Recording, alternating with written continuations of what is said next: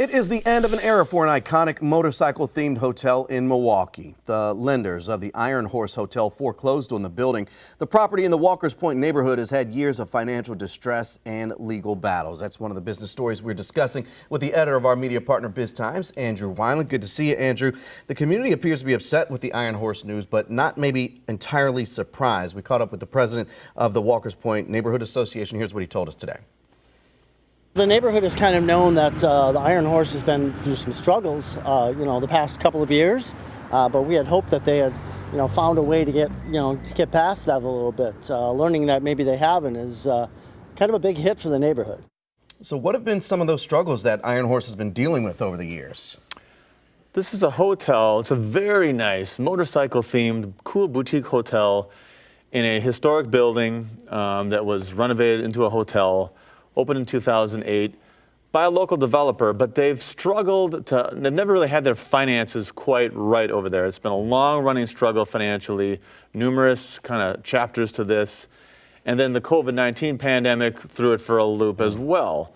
So, it's a very high-quality hotel, but it's just been a struggle to get the financial side right, and I think what they really need is, now that the lender is taking control, is to then turn around and sell it to a larger hotel operator with deeper pockets, a lot of hotel industry experience that can come in, buy this property at a discount, really, for what it's worth, and I think point in the right direction. And that's the thing, it could be a real steal for whoever takes this property next. Yeah, that's the thing. It could be a real steal for a quality hotel company in the country that will see an opportunity here. All right, let's talk about the property on Water Street where the old Rumpus Room had been located for several years.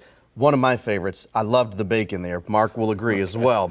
There's a new restaurant going into that vacant space. Rumpus Room had been very popular, as we mentioned, but didn't survive the pandemic again as well. Yeah, speaking of the pandemic. So it's a really strong location on Water Street, right across from the Marcus Center for the Performing Arts. So a lot of people like to go there before and after shows at the Marcus Center. But again, this restaurant closed down during the pandemic. There weren't shows going on at the Marcus Center for a while. It hasn't reopened since. So now it's a Bartolotta restaurant, and Bartolotta is working on plans to reopen it. We don't know details, but we know the fine work that Bartolotta has done with numerous restaurants. They're really the leading restaurant company in the area. So look for a quality operation to come in, details to come. But I think what's interesting is that there are a number of quality restaurants in the works downtown. I think this is about the fifth one that in recent news has come out.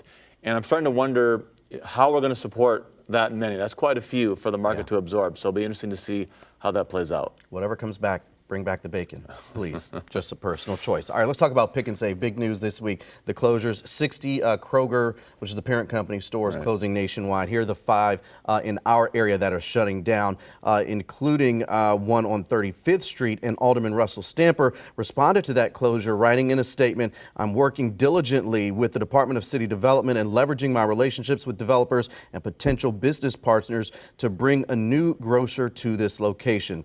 Any indication why this particular Pick and Save is closing, and could it be challenging to bring in a new business, particularly a grocery store in that area?